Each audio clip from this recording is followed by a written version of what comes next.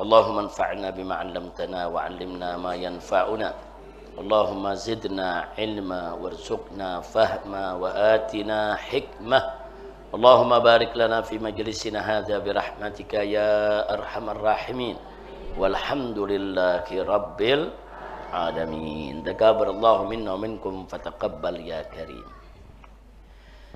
Kepada para ustazah, para nyai, para ummahat, para akhwat yang sangat saya cintai, alhamdulillah pada hari ini sebagaimana biasa dengan izin Allah Subhanahu wa taala kita hadir kembali di majelis taklim rutin bulanan kaum ibu. Alhamdulillah. Tadi pelajaran demi pelajaran sudah sama kita dengarkan dari Syarifah Samia, kemudian dari Kiai Asep, juga dari Habib Muhammad, begitu juga qasidah demi qasidah telah kita sama dengarkan dari Syarifah Humaira, begitu juga dari Syarifah Fairuz, dan hadir bersama kita di sini salah satu pimpinan daripada Mujahidah Persaudaraan Islam, yaitu Ibu Popi. Nah, duduk di sebelah Ibu Popi, Ibu ini saya punya istri, Syarifah Mona Hasinah Al-Idrus. Alhamdulillah hari ini setelah sekian lama, hampir 2 bulan, saya tidak bisa ke Megamendung karena ada pelaksanaan operasi. Maklum jalan kemari bagus banget Bu ya. Di hutan Masya Allah, dibanting-banting ya. Saya ada operasi di leher yang memang nggak boleh ada bantingan. Nah, jadi baru semalam kita bisa kemari, itu pun lewat Pekancilan. Nah, jadi nggak lewat hutan, kan di desa apa namanya, Desa Kuta. Nah, itu Babakan ya. Nah, Babakan Pekancilan kan jalannya bagus itu. Nah, dari situ ke pos 3, jadi kita bisa sampai di sini. Alhamdulillah. Mudah-mudahan selanjutnya secara rutin saya bisa mengisi kembali. Bukan hanya di kaum ibu, bukan Bu. Di kaum bapak pun saya udah lama nggak datang, nggak hadir. Nah, mudah-mudahan mulai hari ini kita bisa mengajar lagi. Dan para santri-santri juga sudah 2 bulan saya tidak ngajar. Nah, mulai hari ini insya Allah kita rutin mengajar sebagaimana biasa. Insya Allah. Dan di sini juga ada grup Hadroh Hamas. Nah, ini bukan Hamas Palestina Bu ya. Nah, maksudnya Hamas, Hadroh Markas Syariat. Nah, disingkatnya apa Bu? Hamas. Alhamdulillah. Mudah-mudahan semuanya diberkahi oleh Allah Subhanahu wa taala. Ibu-ibu juga semua yang hadir di sini beserta anak-anaknya, semoga senantiasa dijaga oleh Allah, disehatkan, dimudahkan segala urusannya, dibahagiakan dari dunia hingga akhirat. Amin ya rabbal alamin. Nah, ibu-ibu yang saya cintai, kita tahu belakangan ini banyak terjadi bencana di kita punya negeri. Wabil khusus di Provinsi Aceh, begitu juga Sumatera Utara dan Sumatera Barat. Nah, sebetulnya di tempat lain juga masih ada. Di Bandung juga ada banjir bandang beberapa waktu yang lalu Bu, masih ada sekarang. Jadi di Jawa Barat juga ada, di beberapa tempat lain juga ada. Tapi memang bencana besar yang luar biasa ini terjadi di Sumatera Utara, Sumatera Barat, dan Aceh. Nah, cuman kalau kita lihat bencana seperti ini Bu, kita nih mestinya semua pihak, ya ulamanya, ya umaroknya, ya rakyatnya, bukan saling menyalahkan, tapi saling introspeksi diri. Nah, karena kalau mau saling mensalahkan, semuanya salah. Nah, nggak ada yang nggak salah. Masyarakat yang di bawah buang sampah sembarangan juga salah. Pejabat di atas yang memberikan izin sembarangan sampai ada penggundulan hutan juga salah. Para pengusaha yang seenaknya saudara membabat hutan juga salah. Nah, dalam kondisi semacam ini, pertama kita tidak saling menyalahkan, tapi saling peksi. Dan ada lagi yang lebih penting. Nah, jangan sembarang bicara. Nah, jangan ada hal yang aneh-aneh, mau pejabat ke, mau rakyat ke, mau ustadz ke. Nah, menyikapi kejadian-kejadian bencana ini, jangan bikin pernyataan-pernyataan yang kontraproduktif atau yang menyinggung perasaan. Nah, menyinggung perasaan rakyat, jangan. Nggak boleh. Nah, sebab kalau sampai ada pernyataan yang menyinggung suku, menyinggung agama, menyinggung perasaan orang lain, itu bisa menimbulkan kegaduhan. Seperti kemarin, ada YouTuber menghina orang Sunda. Orang Sunda dihina-hina, dimaki-maki. Akhirnya orang Sunda marah, digeruduk rumahnya. Nah, sekarang ditangkap, kan jadi rame. Ada apa sih menghina suku-suku orang? Nah, masing-masing suku punya kelebihan, punya kekurangan. Kita bersyukur atas keistimewaan kelebihan setiap suku. Alhamdulillah. Nah, kita apa? Kita bersabar atas segala kekurangan yang ada, yang kita sempurnakan agar kita tidak kurang di kemudian hari, insya Allah. Nah, baik. Untuk persoalan ini, yuk saya mau ajak ibu-ibu semua sekalian di pengajian ini, kita buka surat Al-A'raf. Nah, nanti kalau di rumah ibu punya Al-Quran yang ada terjemahannya, nah ibu bisa buka surat Al-A'raf dari ayat 96, 97, 98 sampai 99. Nah, ini pelajaran yang sangat bagus sekali buat kita terkait aneka ragam kejadian bencana yang menimpa kita di mana-mana. Di mana Allah Subhanahu wa taala menyatakan dalam surat Al-A'raf ayat 96, faqala ta'ala walau anna ahlal qura amanu wattaqau lafatahna 'alaihim barakatim minas sama'i wal ardh walakin kadzabu fa akhadnahum bima kanu yaksibun. Shadaqallahul azim. Nah, ini ayat 96-nya dulu, Bu, ya. Di sini Allah menyatakan walau anna ahlal qura, andai kata penduduk negeri. Jadi negeri mana saja? Andai kata penduduk negeri-negeri, kata Allah. Penduduk daerah-daerah, kata Allah. Andai kata penduduk negeri-negeri amanu, mereka beriman kepada Allah. Wattaqau, dan mereka bertakwa kepada Allah.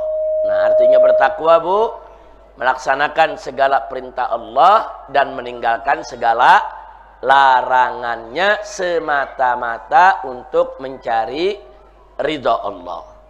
Nah, jadi Allah menyatakan andai kata penduduk negeri-negeri itu beriman dan bertakwa kepada Allah, maka Allah nyatakan lafatahna alaihim, niscaya akan kami buka buat mereka, akan kami limpahkan kepada mereka. Lafatahna alaihim artinya akan kami limpahkan kepada mereka, kepada penduduk negeri tersebut. Apa yang Allah akan berikan? Allah nyatakan barakatin, aneka ragam keberkahan. Allah nyatakan barakatnya di sini dalam bentuk jamak, barakatin. Jadi bukan hanya satu keberkahan, aneka ragam keberkahan. Minas sama'i wal ardi, keberkahan yang Allah turunkan dari langit. Saudara, keberkahan yang Allah turunkan dari langit atau yang Allah keluarkan dari bumi. Nah, keberkahan yang Allah turunkan dari langit seperti apa? Hujan yang membawa berkah. Keberkahan yang Allah berikan dari langit apa, saudara? Yaitu udara, oksigen. Saudara, begitu juga lapisan ozon yang baik, cahaya matahari, saudara, yang membawa kesehatan buat kita. Nah, itu semua keberkahan Allah berikan, yang Allah turunkan dari langit. Begitu juga wal ardi. Dan Allah limpahkan keberkahan atas penduduk negeri yang beriman bertakwa tersebut, yaitu yang Allah keluarkan dari bumi. Yang Allah keluarkan dari bumi banyak. Tanaman, tumbuhan, buah-buahan, sayur-sayuran, belum lagi aneka ragam tambang minyak, gas. Nah, semua itu adalah keberkahan yang Allah berikan kepada hamba-hamba Allah yang beriman dan bertakwa. Bu, ini berarti kan janji Allah, betul? Jadi kalau penduduk negeri beriman bertakwa, Allah berkahi. Ini janji Allah, percaya gak dengan janji Allah?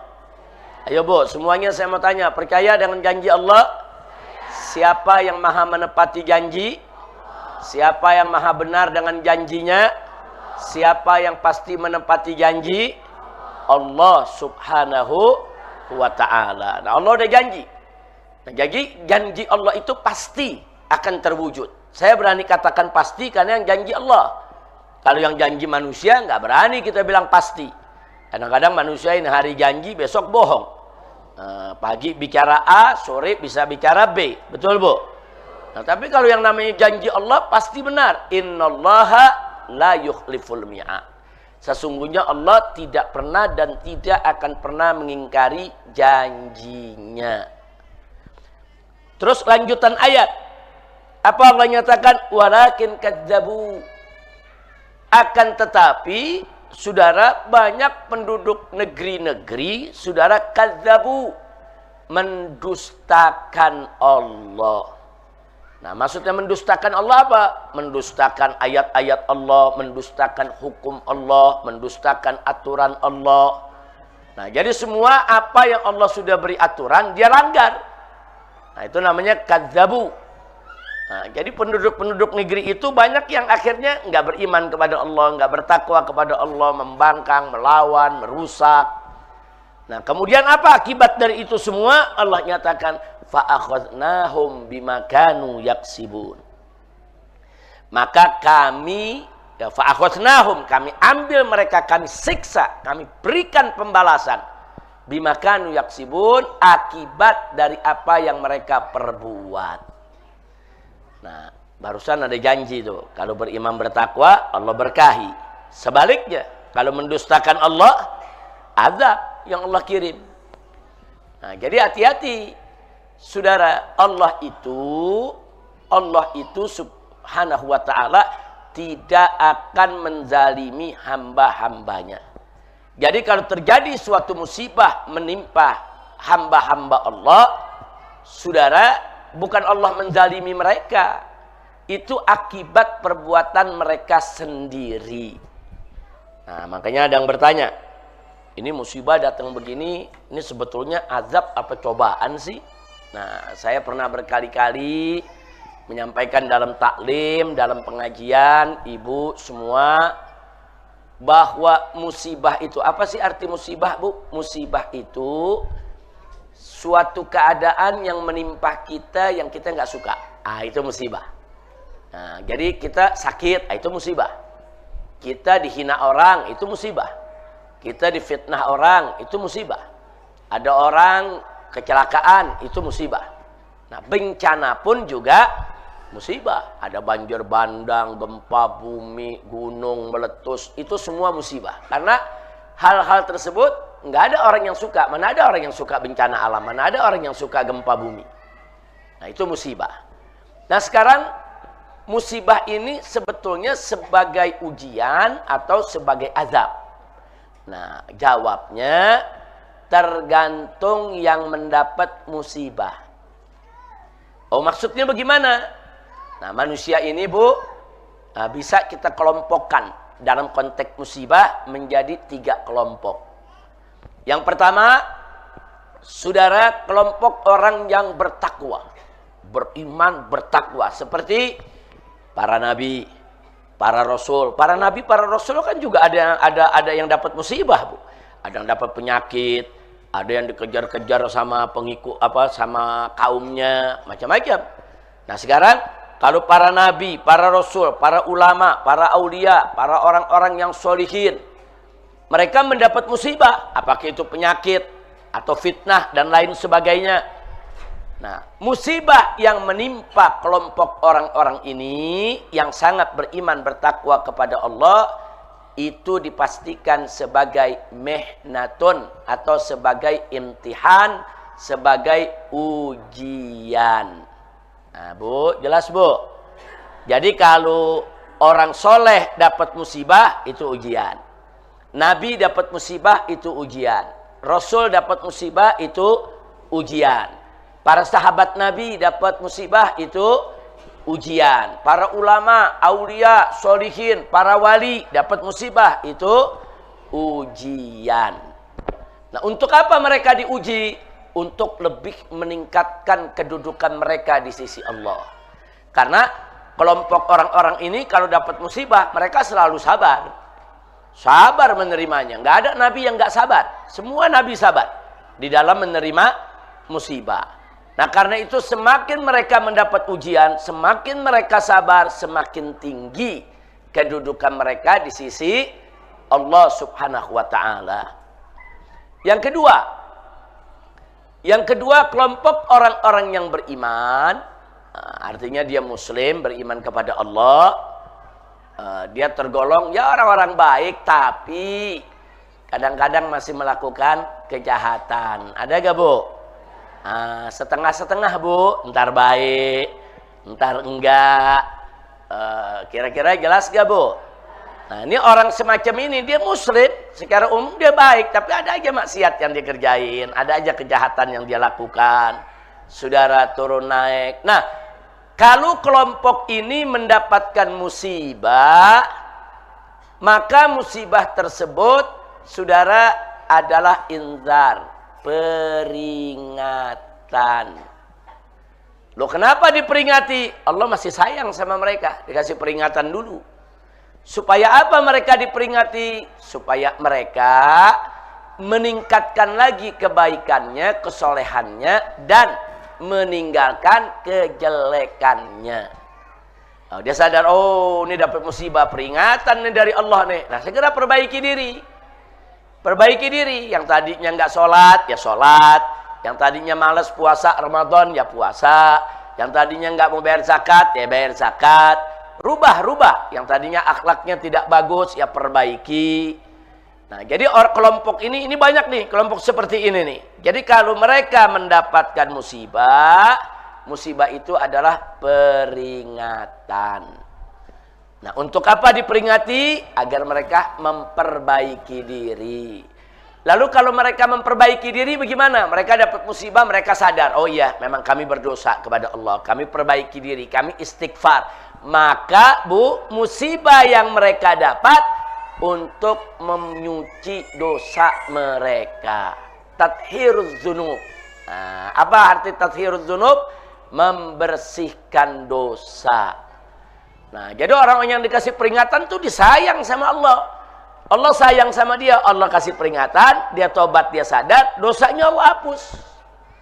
Nah, jadi itu yang namanya peringatan. Jadi kalau kelompok yang sangat beriman bertakwa seperti tadi itu, para nabi, para rasul, para aulia, para solihin, itu ujian. Tapi kalau kelompok yang menengah tuh Bu ya, dia orang muslim secara umum baik, tapi masih kadang-kadang masih suka lupa, masih suka khilaf, masih suka melakukan keburukan. Nah, kelompok ini dikasih peringatan karena Allah sayang sama mereka. Nah, yang ketiga kelompok orang yang nggak beriman kepada Allah.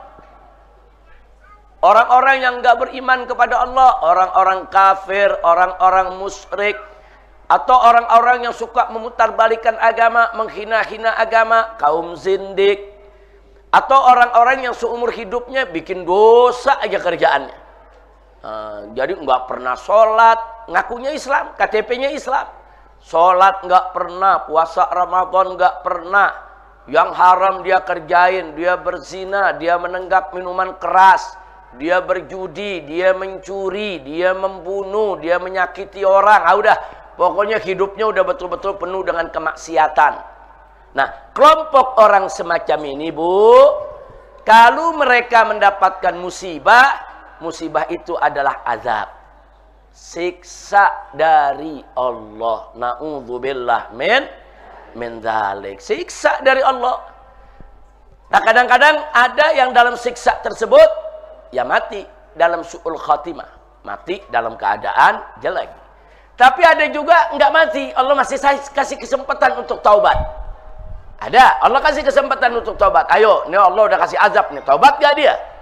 Nah, kalau dia bertaubat kembali, saudara, niscaya Allah pasti akan menerima taubat hambanya. Insya Allah. Kira-kira jelas gak, Bu? Jadi kalau ada musibah nih terjadi, kita jangan langsung bilang, ah ini pasti bencana nih, pasti apa namanya azab. Belum tentu. Nah, jadi jangan nuding, wah ini bencana di Aceh, azab nih, orang Aceh ini jahat-jahat. Wah di Sumatera nih azab nih, orang Sumatera nih ahli maksiat. Nggak boleh. Nggak boleh. Kita nggak boleh begitu. Sebab orang Aceh yang baik banyak. Yang soleh banyak.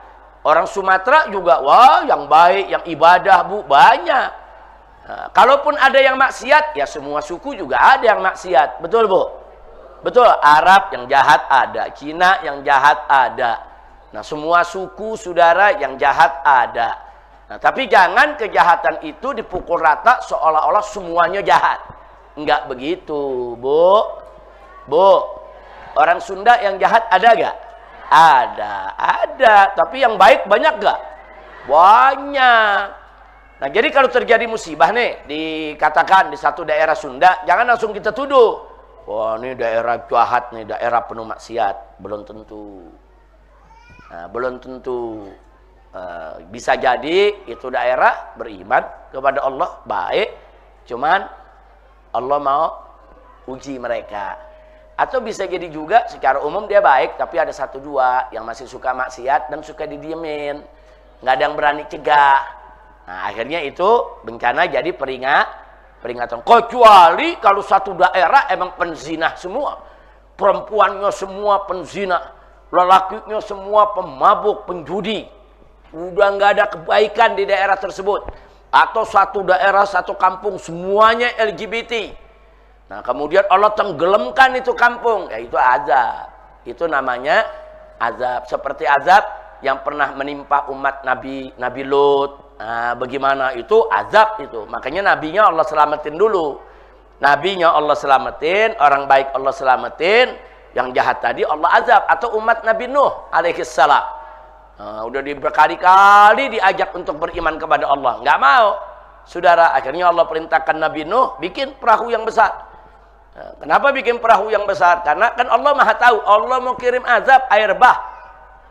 Allah mau kirim azab. Mau kirim air bah. Nah, akhirnya Nabi Nuh dan umatnya yang beriman. Termasuk keluarganya yang beriman.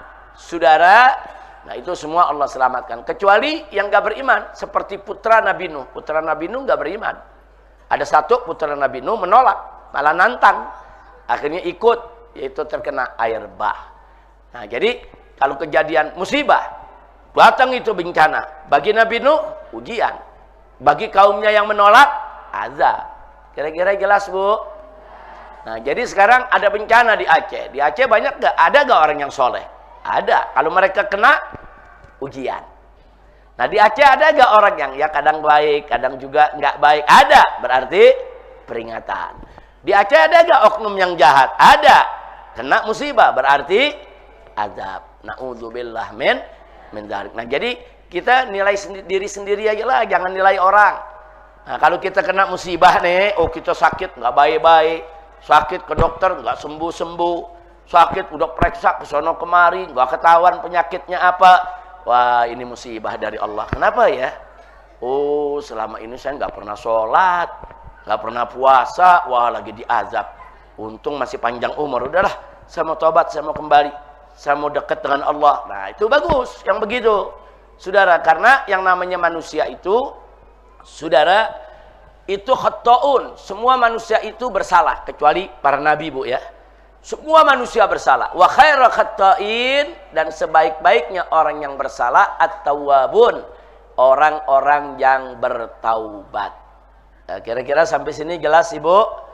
Jelas. Baik, kita kembali kepada ayat tadi. Jadi dalam ayat surat Al-A'raf ayat 96, saudara, kalau penduduk suatu negeri beriman bertakwa, pasti Allah berkahi. Berkah sawahnya, berkah kebunnya, berkah keamanannya, berkah politiknya, berkah keamanannya, berkah keluarganya, berkah langitnya, berkah buminya, berkah gunungnya. berkah sungainya, berkah semuanya. Ini Allah punya janji. Nah, makanya kalau kita yang ada di Megamendung, apalagi nih kita di bawah gunung nih Bu ya. Ada Gunung Pangrango, ada gunung apa namanya Gede. Nah, ini gunung-gunung gede itu masih aktif itu Bu. Itu dulu Gunung Gede itu sekitar 50-60 tahun sekali suka meletus. Nah, suka meletus. Nah, sekarang kita minta kepada Allah supaya gunung-gunung yang ada di sekitar kita ini menjadi gunung-gunung yang damai dengan kita, enggak menjadi gunung yang batuk, muntah, marah, yang akhirnya merusak daripada kehidupan kita. Nah, jadi sekali lagi, nah maka itu gunung ini kita jaga. Ini gunung kita semua, sungai-sungainya juga kita jaga. Mudah-mudahan kalau kita jaga dengan baik, jaga secara fisik, jaga sungainya, jaga hutannya, jaga gunungnya, jaga juga secara ibadah. Jangan mengundang murka Allah, insya Allah. Nah, sekarang ayat 97 Bu, perhatikan baik-baik. Apa kata Allah dalam ayat 97 surat Al-A'raf? Faqala ta'ala afa amina ahlul qura ayyatiyahum ba'suna bayatan wahum naimun. Shadaqallahul azim. Luar biasa Bu. Di sini kata Allah, afa amina ahlul qura, apa penduduk-penduduk negeri yang suka berbuat maksiat, yang tidak mau beriman dan tidak mau bertakwa kepada Allah. Afa amina, apa mereka merasa aman, merasa tenang? An ya'tiyahum, merasa tenang dari balasan Allah yang akan datang kepada mereka. Bayatan, di waktu malam hari. Wahum naimun, tatkala mereka sedang tidur. Nah, ini peringatan nih, ini peringatan dari Allah. Jadi penduduk negeri yang suka maksiat, Allah kasih peringatan, hei, apa penduduk-penduduk negeri yang suka maksiat itu merasa aman dari balasanku? Hati-hati, balasanku bisa datang di malam hari tatkala mereka itu sedang tidur. Bu, kadang-kadang banjir bandang datang, orang lagi tidur, orang nggak tahu, betul? Tahu-tahu rumahnya, keluarganya semua udah hanyut di bawah air. Hati-hati, Allah kasih peringatan. Afa amina ahlul qura, apa penduduk-penduduk negeri itu, kata Allah, merasa tenang dari balasan kami? Hati-hati, kalian bikin maksiat, kalian bikin dosa, ada balasannya. Jangan merasa tenang, kata Allah. Nah, kemudian, jadi kadang-kadang Allah nyatakan, aku kirimkan bencana, balasan, siksa pada malam hari, tatkala mereka sedang tidur. Itu yang 97. Nah, ayat 98. Allah menyatakan, faqala ta'ala, awa amina ahlul qura ayyatiyahum ba'suna duha wahum yal'abun. Atau apakah mereka penduduk negeri yang suka maksiat, nggak mau beriman, nggak mau bertakwa kepada Allah itu merasa tenang, merasa aman dari balasanku yang bisa saja datang kepada mereka di waktu duha, di waktu pagi, di waktu siang hari. Wahum yal'abun, tatkala mereka lagi sibuk main, sibuk kerja, sibuk cari duit, sibuk bersenda gurau, sibuk kesana kemari di siang hari. Kata Allah, Allah bisa kirimkan bencana tatkala mereka sedang sesibuk-sibuknya. Nah, jadi Allah peringatkan, artinya balasan Allah itu bisa datang kapan saja. Na'udzubillah min dzalik. Nah, di ayat 99-nya akhirnya Allah menyatakan, faqala ta'ala afa aminu makrallah, apakah mereka itu yang tidak beriman, tidak bertakwa kepada Allah merasa aman dari balasan Allah?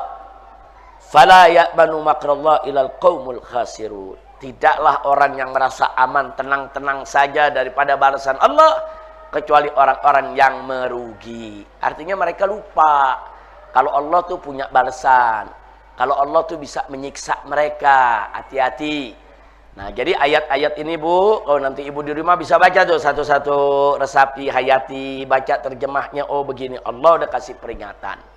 Nah, mudah-mudahan Allah selamatkan kita semua dari bencana, dari bala. Amin, amin, ya Rabbal Alamin. Nah, ibu-ibu, sebagaimana tadi saya katakan, bahwa dalam kondisi seperti ini baik pejabat maupun ulama, begitu juga rakyat, semuanya harus introspeksi diri. Siap introspeksi diri, Bu? Bu? Waduh, saya kalah sama Abdullah nih. Ibu-ibu matanya ke sono sekarang. Ada tamu yang baru datang tuh. Itu namanya Abdullah, Bu ya. Abdullah Rizik Syihab mau ikut ngaji sama ibu-ibu. Doain, Bu, biar jadi anak soleh, biar panjang umur dalam taat, ibadah, sehat walafiat. Amin ya rabbal alamin. Lanjut, Bu. Lanjut. Nah, baik Ibu, sebelum saya akhiri, Bu ya, tadi kan saya katakan kita tidak saling menyalahkan, tapi kita saling introspeksi diri. Tapi di samping itu juga jangan bikin sikap-sikap, pernyataan-pernyataan saudara yang membuat orang terheran-heran. Nah, kalau orang Jakarta bilang, Bu, jangan tengil. Orang Sunda bilang apa, Bu? Tengil. Hah? Sama. Sama, jangan tengil. Tahu tengil, Bu ya? Saya repot mengartikan. Tahu kalau orang tengil bagaimana, Bu? Bikin kesel aja. Perilakunya, ucapannya, omongannya tengil udah, Bu. Nah, mudah-mudahan kita nggak ada yang tengil ya. Nah, kadang-kadang, Bu, ada oknum-oknum pejabat kita yang tengil. Nah, ini saya bicara khusus kasus Aceh nih ya, sama Sumatera. Bencana Aceh, bencana Sumatera Barat, bencana Sumatera Utara. Kadang-kadang ada pejabat yang perilakunya dan ucapannya tengil. Nah, bukan pada tempatnya. Mestinya dia kerja aja, kita dukung. Pokoknya pejabat yang kerja kita dukung. Pejabat minta bantuan, kita bantu sepenuhnya. Tapi jangan tengil. Nah, saya contohkan, Bu. Ada pejabat yang mengatakan, itu kan bencana di Aceh dan Sumatera, itu kan cuma karena hujan. Dia nyalain hujan, Bu. Bu, hujan disalahin. Ya betul, memang hujan itu pencetusnya terjadinya banjir bandang. Nah, tapi yang jadi persoalan dari zaman Nabi Adam juga ada hujan. Dari Indonesia sebelum merdeka juga ada hujan. Dari dulu di Aceh juga ada hujan. Tapi nggak begini bencananya. Nah, berarti kita selidiki kenapa kok begitu sekarang ada hujan besar, bencana begitu besar datang. Ternyata karena hutannya digundulin. Tanahnya jadi longsor, saudara. Nah, jadi artinya apa? Berarti yang salah bukan hujannya dong. Nah, hujan itu Allah turunkan untuk menghidupkan bumi. Dan sebagian air itu Allah turunkan untuk disimpan di dalam bumi. Nah, jadi ada yang disimpan di dalam bumi, disimpan di gunung jadi mata air, keluar jadi sungai. Dan seterusnya, dan seterusnya. Jadi jangan nyalain air. Allah udah atur itu air. Allah udah turunkan hujan dengan kadar yang sudah Allah tentukan. Ini air sekian untuk membasahi bumi, air sekian untuk disimpan di dalam bumi, air sekian untuk disimpan di gunung, air sekian untuk dialirkan di sungai. Nah, ini jangan dirusak. Kalau ini dirusak, ya yang terjadi air bah. Nah, kira-kira jelas, Bu? Nggak, Bu? Jadi yang salah hujannya apa orangnya? Manusianya, bukan hujannya. Kok nyalain hujan? Lah kan ini pejabat kan berpendidikan tinggi. Yang ngomong jangan sembarangan. Paham, Bu? Ini sekedar nasihat, bukan mau nyalain, Bu. Tapi kalimat begini nih nggak boleh. Nanti akhirnya orang Aceh marah, orang Sumatera marah. Ini kok jadi pejabat tengil ya? Pernyataannya nggak ilmiah, pernyataannya nggak profesional. Nah, ini pernyataannya kayak anak kecil. Anak kecil begitu, kenapa banjir? Karena hujan. Kenapa kenyang? Karena makan. Kenapa lapar? Belum makan. Nah, jadi sepintas-sepintas nyari sebabnya begitu aja, Bu. Kenapa rakyat kelaparan? Ya karena nggak makan. Enak aja gitu jawab, tunggu dulu. Kenapa rakyat nggak makan? Oh, karena nggak ada kerjaan. Oh, karena di rumahnya nggak ada beras. Kenapa nggak ada beras? Karena ngelamar kerja nggak dapat. Kenapa ngelamar kerja nggak dapat? Karena nggak ada lapangan kerja. Kenapa lapangan kerja nggak ada? Siapa tuh yang bertanggung jawab menyiapkan lapangan kerja? Bu. Nah, jangan ntar orang lapar yang disalahin beras. Nah, jadi banjir jangan nyalain hujan. Lapar jangan nyalain beras. Kira-kira jelas gak, Bu? Baik, saya tambahin lagi. Ada lagi, Bu, oknum pejabat yang mengatakan, itu kan bencana itu ulah wisatawan. Lah kok wisatawan yang disalahin? Bu, tahu wisatawan? Turis-turis yang jalan-jalan, ada wisatawan dari dalam negeri, ada wisatawan dari luar negeri. Orang lagi liburan jalan-jalan ke gunung, orang lagi liburan jalan-jalan ke laut, wisatawan. Nah, selama ini kan pemerintah kan menggalakkan wisatawan harus banyak datang ke Indonesia. Semakin wisatawan banyak, semakin bergerak ekonomi Indonesia. Kan begitu, Bu? Pemerintah mendukung adanya wisatawan yang datang kemari. Tahu-tahu ada oknum pejabat, saudara, yang menyalahkan ini bencana gara-gara wisatawan. Ya kalau bencana gara-gara wisatawan, ya jangan undang lagi wisatawannya. Tutup aja semua pariwisata. Kira-kira jelas gak, Bu?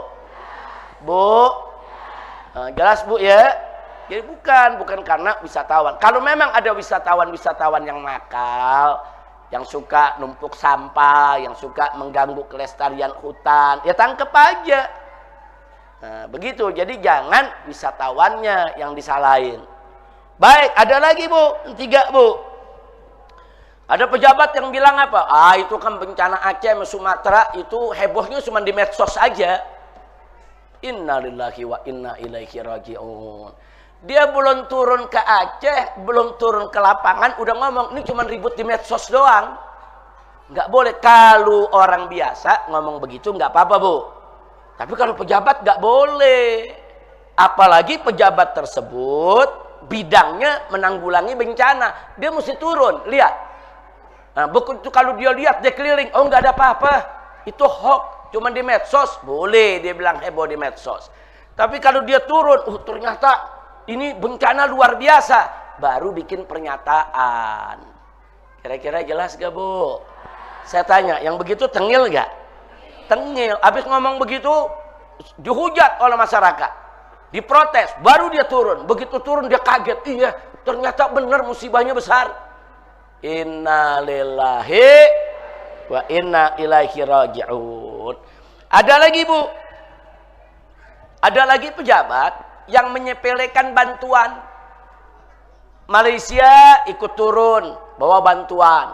Si pejabat bilang, bantuannya nggak seberapa. Ada apa ini negeri? Orang kalau dibantu biar sedikit terima kasih. Relawan-relawan dari ormas-ormas banyak yang turun. Ada ormas Nahdlatul Ulama, ada ormas Muhammadiyah, ada ormas FPI, ada ormas Hidayatullah. Rame-rame turun nih bawa bantuan. Memang bantuan ormas nggak seberapa. Ormas duitnya dari mana sih? Tapi paling tidak mereka punya relawan. Ada yang kirim 20 orang, ada yang kirim 50 orang, ada yang kirim bantuan 10 ton, ada yang kirim 20 ton. Saudara bantuannya. Terima kasih aja sama rakyat. Betul, Bu? Orang kalau ngebantu boleh dihina, boleh direndahkan. Nggak boleh. Apalagi luar negeri yang membantu, malu. Masa orang Malaysia datang membantu Aceh, dia bawa bantuan, dia datang, saudara. Tahu-tahu ada pejabat yang ngomong, bantuannya nggak seberapa. Nggak boleh, nggak boleh. Ini kita bukan nyalain, Bu, ya, nasehatin. Malu. Akhirnya orang-orang Malaysia marah. Akhirnya orang-orang Malaysia ribut di medsos. Saudara, akhirnya kita dihina. Dibilang Indonesia bangsa nggak terima kasih lah, bangsa nggak tahu diri lah. Nah, kenapa? Karena yang bicara pejabat. Kalau bukan pejabat yang bicara, Malaysia nggak marah. Oh, ada masyarakat biasa, Malaysia bantunya dikit.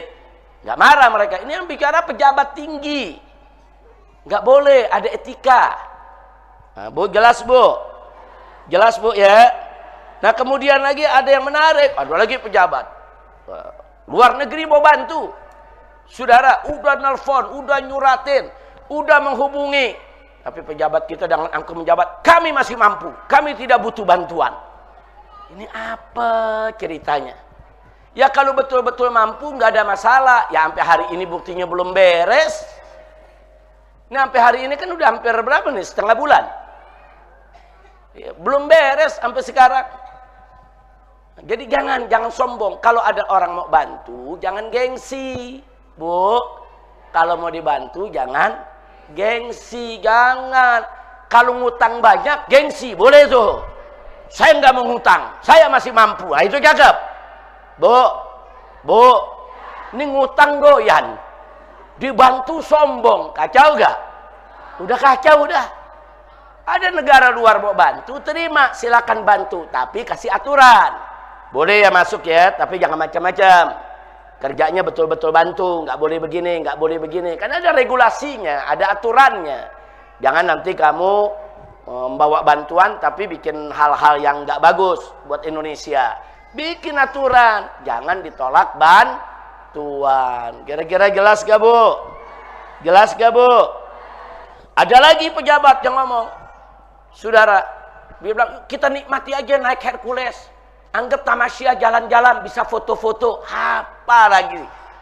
Orang lagi menanganin bencana yang dipikirin tamasya foto-foto di tempat bencana.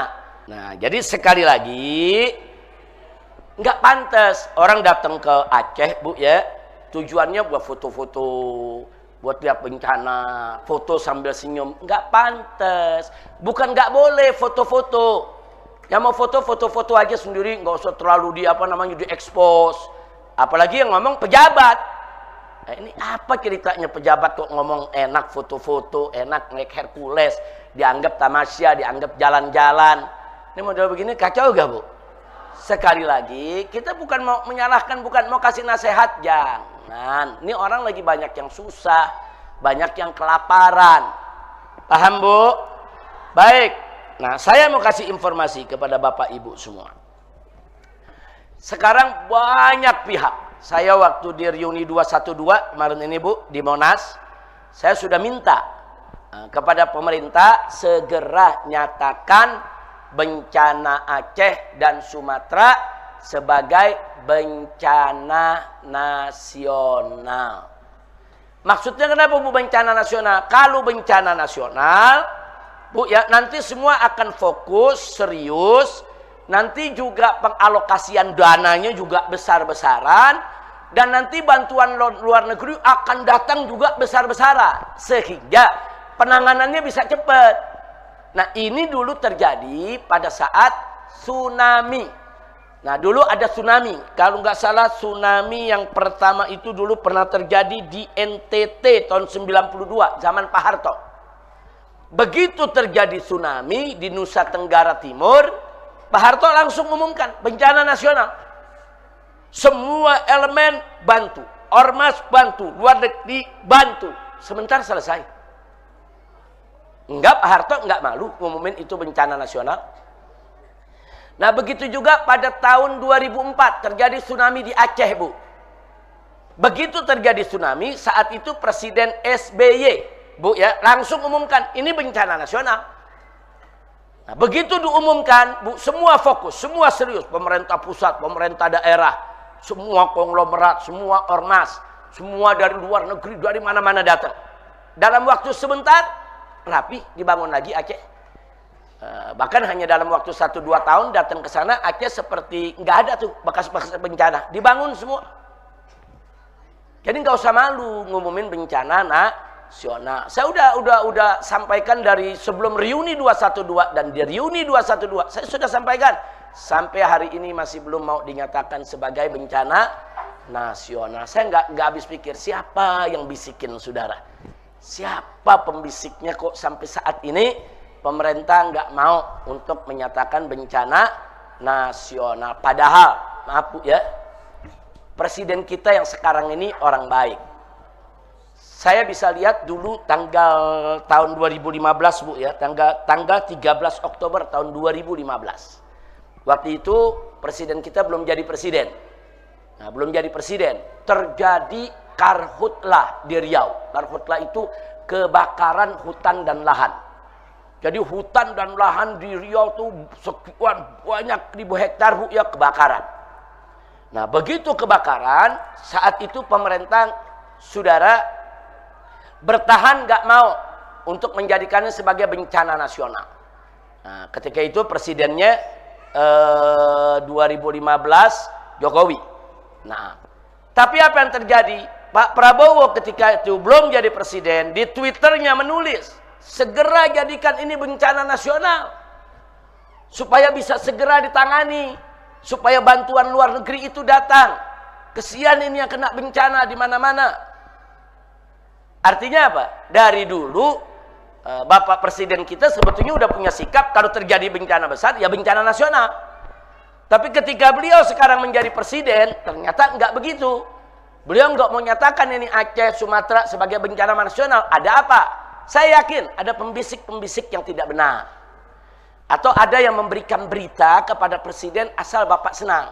Oh udah beres Pak. Oh udah rapi Pak. Oh udah nggak ada apa-apa Pak. Nggak perlu itu bencana nasional Pak. Udah kita tangani. Saya bukan menuduh memfitnah. Ini terjadi.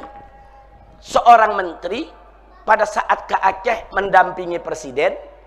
Masyarakat tanya, Pak gimana nih? Aceh mati lampu nih semua. Si menteri langsung menjawab, beres Pak, udah nyala semua. Akhirnya presiden pulang, nggak nyala. Menteri berani bohongi presiden. Saudara, itu di depan khalayak ramai, di depan televisi, dia laporan asal presiden senang. Beres Pak, lampu udah nyala semua. Ternyata lampu nggak nyala-nyala, listrik di sana. Berarti menterinya bohong nggak? Yang dibohongi siapa? Itu yang terang-terangan. Nah saya khawatir di belakang ini yang kita tidak tahu, itu banyak yang laporan tuh asal Bapak senang. Pak Presiden lapor, listrik udah beres.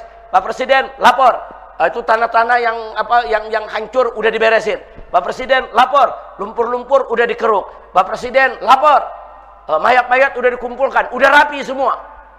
Nah nanti Presiden tanya, betul udah rapi? Betul. Perlu gak di bencana nasional? Enggak perlu Pak. Nah ini berat. Kalau punya bawahan, melapornya yang enak-enak saja. Saya yakin, presidennya baik, saya yakin, saudara. Karena ada catatan, silakan buka Twitter tahun 2000, saudara 15, tanggal 13 Oktober. Bapak Presiden kita punya Twitter pribadi. Beliau yang tulis di Twitter tersebut, saudara, bahwa beliau minta kepada pemerintah saat itu Jokowi, segera umumkan kebakaran hutan dan lahan di Riau, Sumatera sebagai bencana nasional. Jokowi tetap nggak mau. Oh beliau tetap keras di mana-mana pidato. Minta itu bencana nasional. Bahkan partai beliau yaitu Partai Gerindra ya, Partai Gerindra itu ikut dukung presiden. Ini harus ikut dukung Prabowo saat itu, belum jadi presiden. Harus bencana nasional. Nah, saat itu kenapa begitu getak sigap mau bencana nasional, giliran jadi presiden sebaliknya. Nah, jadi saya yakin, oh ini ada pembisik nih. Ini ada yang beri laporan nggak bener nih. Lampu masih mati, dibilang udah nyala. Saudara, nanti mayat masih banyak yang mesti dicari, dibilang udah rapi. Nah, yang seperti ini bahaya. Bahkan kemarin kan laporannya sedih betul. Presiden belum datang, kemah-kemah nggak didiriin. Udah setengah bulan, begitu presiden mau datang, buru-buru tenda-tenda didiriin. Ini macam apa? Nggak boleh seperti ini. Ya mudah-mudahan lah apa yang kita sampaikan ini bisa didengar presiden. Dan saya bangga, presiden sudah berapa? 3 kali, 4 kali langsung turun ke Aceh, turun ke Sumatera Barat. Bagus, presiden langsung turun, bagus. Jangan dengar lagi tuh dari laporan-laporan yang nggak benar. Dan kalau turun itu hati-hati Pak. Kalau orang di daerah nanti nggak bawa Bapak ke tempat-tempat yang mesti Bapak lihat. Nah, jadi saran saya sampai saat ini tetap belum terlambat pemerintah mengumumkan bencana Aceh, Sumatera Utara, Sumatera Barat sebagai bencana nasional. Mudah-mudahan Allah selamatkan Sumatera, Allah selamatkan Aceh. Nah khusus dari FPI Bu ya, kemarin ini kita sudah memberangkatkan 25 orang relawan. Dan posko-posko FPI di seluruh Aceh, di seluruh Sumatera Utara, di seluruh Sumatera Barat. Dari hari pertama terjadi bencana, kita sudah mendirikan dapur-dapur umum. Untuk mereka bisa makan, bisa minum. Karena anggota FPI pun juga banyak yang kena banjir. Banyak juga yang yang meninggal dunia akibat ini. Tapi anggota-anggota FPI yang daerahnya selamat, nggak kena, nah itu kita gerakan semua. Bantu ke daerah-daerah yang kena bencana. Dan kalau dalam bencana Bu, ya kita bantu semua orang, bukan bantu FPI saja, bantu semua orang. Dan bukan bantu orang Islam saja. Mau dia Islam, mau dia bukan Islam, bantu. Pokoknya kalau udah namanya bantu bencana, jangan lihat suku, jangan lihat agama. Nah, jangan lihat organisasi, jangan lihat partai. Kira-kira jelas gak, Bu? Nah, kemarin Alhamdulillah kita juga sudah relawan yang berangkat 25 orang. Dengan kapal laut itu membawa 20 ton bantuan. Tapi sebelum itu dari hari pertama kita sudah kirim.